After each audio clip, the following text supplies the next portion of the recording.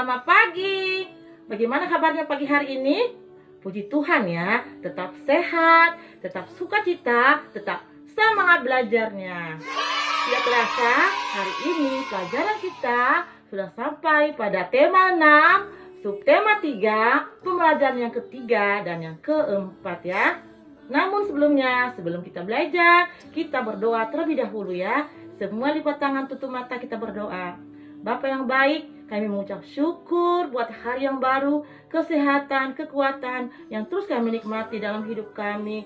Hari ini Tuhan, kembali anak-anak mau belajar di rumah masing-masing Tuhan. Pembelajaran online, Tuhan pimpin, Tuhan berkati, berikan kemampuan, kepintaran di dalam mengikuti pelajaran hari ini.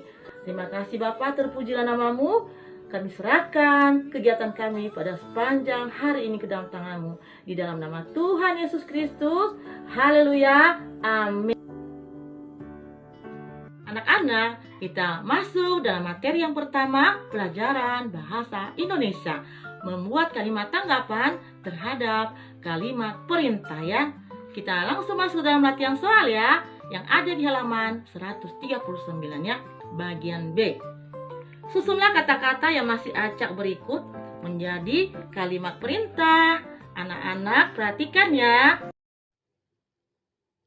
Susunlah kata-kata yang masih acak berikut menjadi kalimat perintah. Nomor 1, setiap lantai sapulah hari. Bila disusun menjadi kalimat perintah, menjadi sapulah lantai setiap hari. Nomor 2, itu bekas timbanglah kertas. Maka kalimat perintahnya adalah timbanglah kertas bekas itu. Nomor 3, pohon sekitar tanamlah sekolah di. Kalimat perintahnya adalah tanamlah pohon di sekitar sekolah. Nomor 4, setelah rapikan meja belajarmu itu.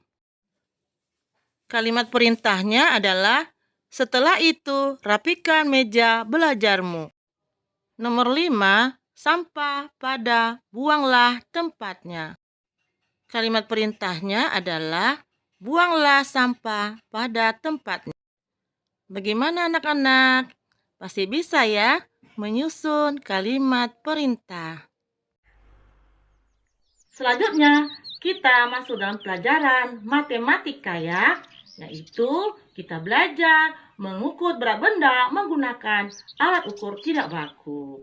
Nah, anak-anak, apa saja alat-alat yang kita gunakan? Nah, contohnya ya, 1, gantungan baju. Yang kedua, bulatan dari tanah liat. Yang ketiga, kantung plastik. Dan yang keempat, ranting pohon.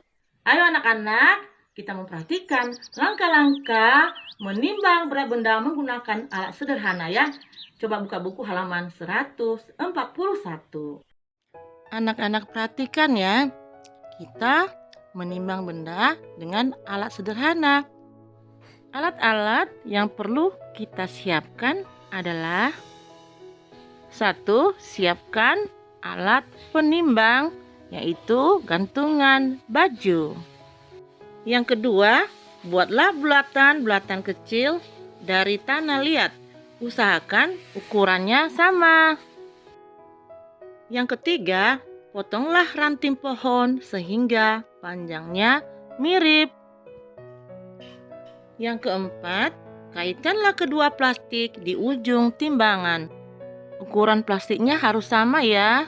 Yang kelima, masukkan benda yang akan ditimbang, misalnya botol plastik, ke dalam salah satu plastik.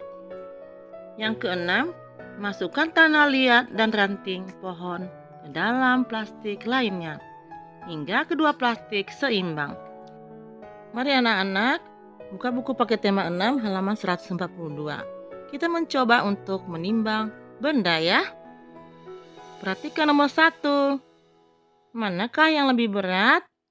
A atau B? Di gambar A ada 5 bulatan tanah liat dan di B terdapat 7 bulatan tanah liat. Anak-anak perhatikan gambarnya ya. Berarti yang lebih berat adalah gambar B, yaitu kaleng bekas minuman. Perhatikan nomor 2, A dan B berupa gulungan kertas. Di A terdapat 3 bulatan tanah liat. Pada gambar B terdapat 2 bulatan tanah liat. Berarti yang lebih berat adalah gambar A. Nah, sekarang untuk nomor 3, 4, dan 5 anak-anak mengerjakan sendiri ya. Selanjutnya kita belajar pelajaran SPDP, yaitu mengenal karya ekspresi 2 dimensi dan 3 dimensi. Nah, apa yang maksud dengan hasil karya 2 dimensi?